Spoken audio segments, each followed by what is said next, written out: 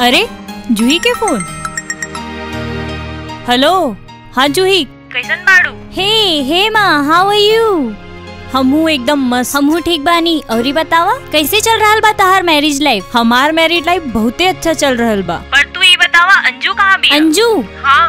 वो ट्यूशन गइल बिया। अच्छा। हेमा, हाँ। हमके ना तोसे एगो बात कहे के रहल त प्लीज तू बुरा त ना मनबू। अरे नहीं बाबा, बतावा ना का बात करे के बा। तोके तो मालूम बा पापा के डेथ के बाद घर के सारा जवाबदारी हमरे ऊपर आ गइल बा। हाँ ये तो हम जाने ली, लेकिन बात का बा बतावा तो सही। एक्चुअली का बा ना हेमा, अंजू के सिलेक्शन तोहरे ही शहर के कॉलेज में भइल बा। अच्छा। और ये वहाँ पे ओकर कोनो जानकार भी नहीं खे बा। ना हम ही चाहेली कि ओकर हॉस्टल के रूम मिले तक प्लीज तू ओके अपने साथ रख लो। ओहो, बस इतना सा बात? हाँ यार। हम तो ये कहे नी, तू जो बाड़ू ना ओकरे साथ यहाँ पे आ जा। काहे कि तू कभी शेखर से ना मिल लू ना। आवे के तो हमहू चाहे नी, पर तोहके तो पता बा ना कि माँ की तबीयत कितना खराब बा। हमरो बहुत इच्छा बा जीजा जी से मिले के। ओके। हाँ यार। अच्छा तो ये बतावा कि अंजू कल सुबह आवती है ना? हाँ, कल सुबह पहुँच जाई। ओके चलो, bye, take care. Bye bye. केकर फोन रहल? अरे के रहल जेकरा से हंस के तू बात करत रहलू? रहल हमार बॉयफ्रेंड के। कौन बॉयफ्रेंड? Ex boyfriend. हमके धोखा तो नहीं खे देताड़ू? दीता हम सोच भी ना सकेनी तू ऐसा करबू। अरे नहीं बाबा, हमार फ्रेंड जूही भी है ना, ओकर बहिन आवती है यहाँ पे, अंजू। आपन जे यहाँ के जे सबसे बेस्ट कॉलेज बा ना, ओमे ओकर सिलेक्शन भइल बा इंजीनियरिंग कॉलेज में। हाँ ओके।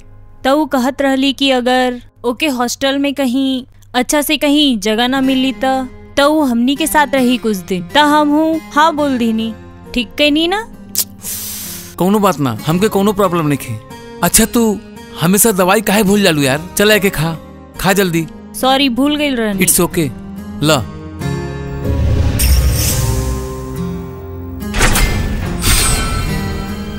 खुश? यस। तू हमार कितना ख्याल रखत अड़।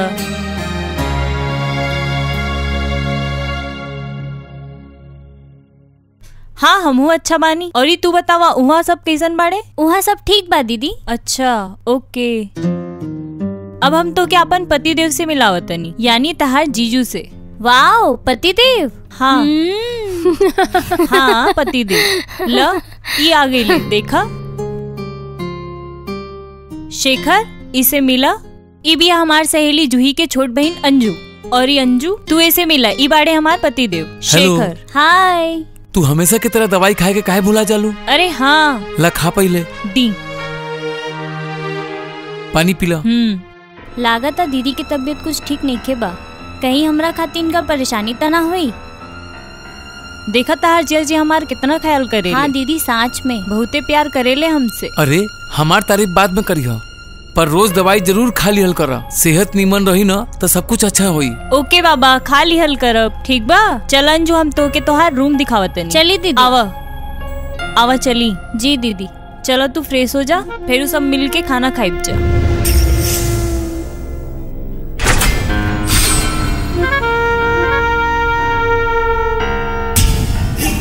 एकरे कहल जाला ऊपर वाले की यहाँ देर बा पर अंधेर नहीं खे।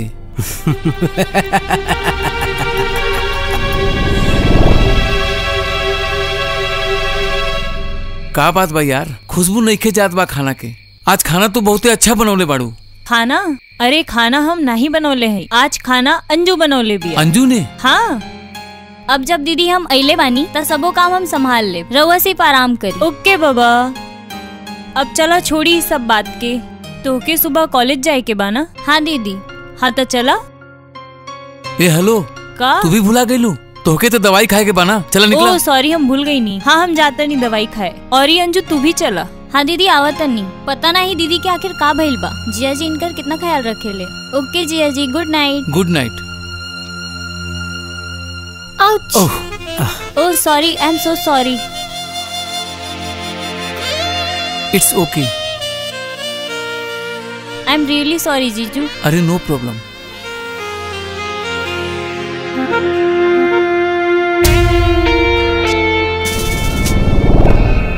केहू के तो पता नहीं खे, पर हमार अच्छा दिन जरूर आ गइल बा। अगर अंजू हमार हाथ आ गई ना तो इस जिंदगी में मजा ही आ जाई। तबे तो कहल जाला, एक एक कहल जाला दाने दाने पे लिखल बा खाए वाला के नाम। तो अंजू जी हम आ रहल बानी तहार लाइफ में।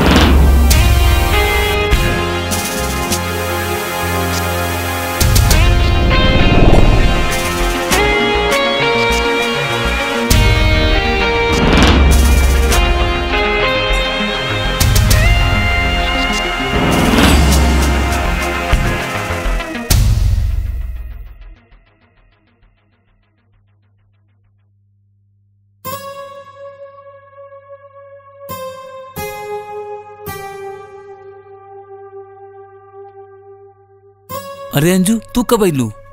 जी अभी है ही नहीं। ओके,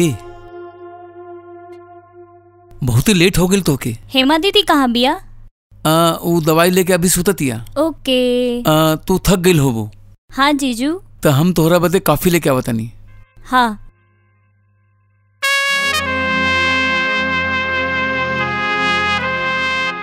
ई ला गर्मा गर्म कॉफी। थैंक यू जीजू।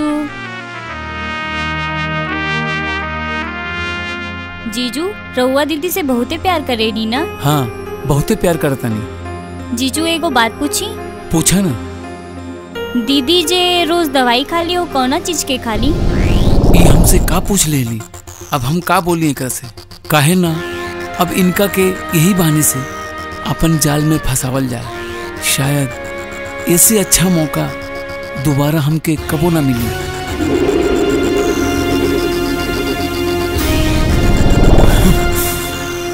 तो के कैसे बताएं यार, हेमा के ना कैंसर बा। का? हाँ हम सही कहता नहीं। और हम ओके कबो बतौले नहीं खे, कहीं वो घुट घुट के मर न जाए। जीजू हम आ गई नहीं। दीदी के हम पूरा ध्यान रखब और ये रौरो भी ध्यान रखब। वो तो बात ठीक बा, पर हम कबो कबो सोची नहीं जब हेमा ये दुनिया में ना रही तो हमार का हुई। हम का करब अकेले तन्हा। जीजू हम बानी ना राउत ध्यान रखे बदे।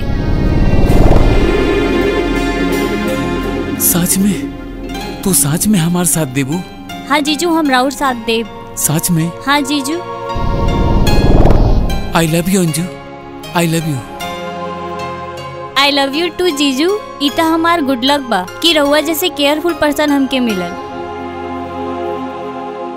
गुड मॉर्निंग दीदी। हाँ।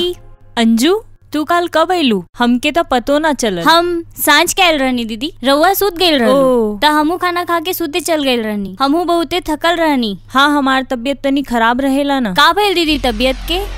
हमके खुद नहीं के पता। जबे हम दवाई ले ली ना तो हमके पता ना अचानक नींद आ जाला। अरे हेमा दवाई से याद आई का तू आज दवाई ले लू? अभी तक तो नहीं ले ली। का यार हमेशा की तरह तो भूल जालू। ओके बाबा खा ले,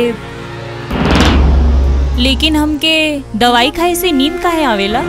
तोहके नहीं पता, केहू दवाई खाए से ना नींद जरूर आवेला, पर तू फिकर ना करा, सब कुछ अच्छा हो जाई। पता नहीं हमके कुछ अच्छा नहीं लगता। अरे तू रिलैक्स करा, हम फ्रेश होके आवतनी। ओके? हाँ हाँ ओके। चला टेक केयर। जाइए आप।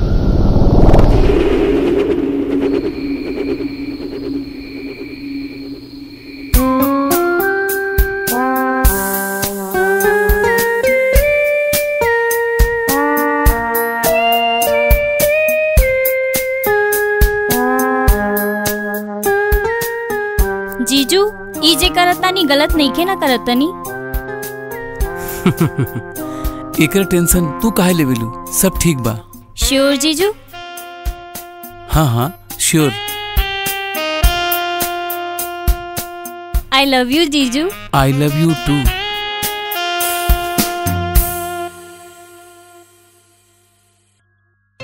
अंजू तू बहुत ही अच्छा बाड़ू। अरे हम नहीं, रउआ बहुते अच्छा बानी। अब हमके यकीन हो गइल बा कि तू हमार साथ जरूर देबू। हमके लागता तू हमरे खातिर बनल बाड़ू।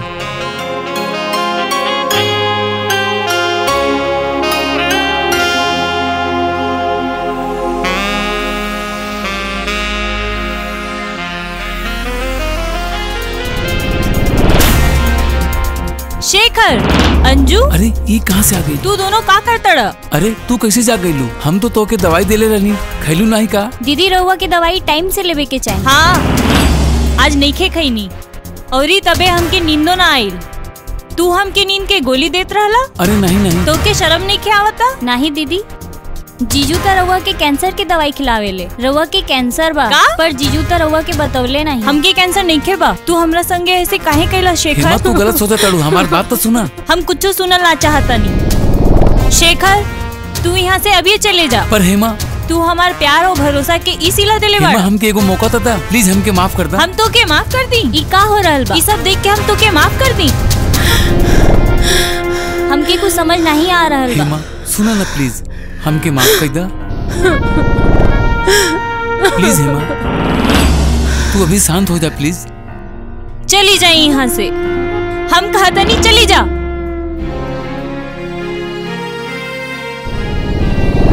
दीदी प्लीज हमके माफ कर दी। तो क्या हम कैसे माफ कर दी? तू एक बार भी ना सोच लो कि तू का करता डू? और ये तू हमरे साथ, हमरे ही घर में आके हमरे पति के साथ ये सब करता डू? दीदी रहुआ के कैंसर वा बोल के फसौले जीजू, हमके माफ कर दा दीदी, हम बहकावे में आ गई। तू कैसे बहकावे में आ सकेलू? तू तो हमारी जिंदगी खराब कर देलू। खाली शेखर ही नहीं, तू हमार विश्वास तोड़ देलू। दीदी सॉरी प्लीज हमके माफ कर दी। हम ही गलत रहनी जे हम तो पे और ये अपन पति पे भरोसा कई।